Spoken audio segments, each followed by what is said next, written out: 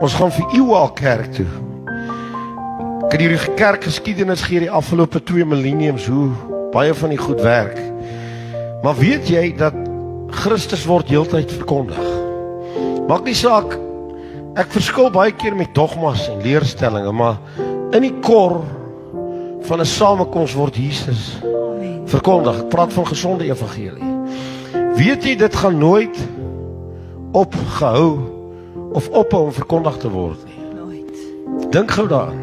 Halleluja. In miljoene jare van nou af sal een koning altyd geëer word. Halleluja. Ja, maar pastoor, dan gaan ek dood, dan gaan ek nou nie meer kerk toe nie, dan is dit nou klaar. Nee, dan begin jy. Ja. Dan begin jy. Oh yes. Jy gaan in 'n ander galaxy, en hierdie galaxy en hierdie era en tyd waar ons nou is, gaan een of ander tyd, hy sê ek is die begin en die einde. Nie die einde nie, nee, van hierdie era, dan kom 'n ander era.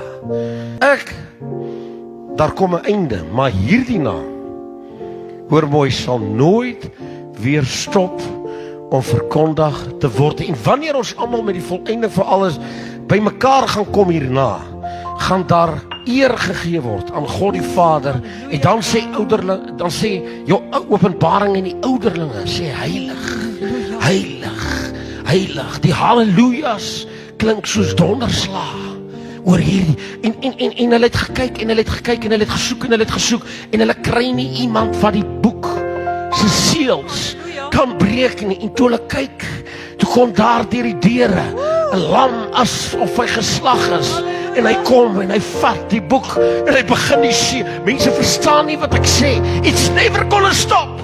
Elke politieke era moet stop. Elke moondheid moet iewers verbygaan. Maar hierdie stelsel, it will never end. Hallelujah.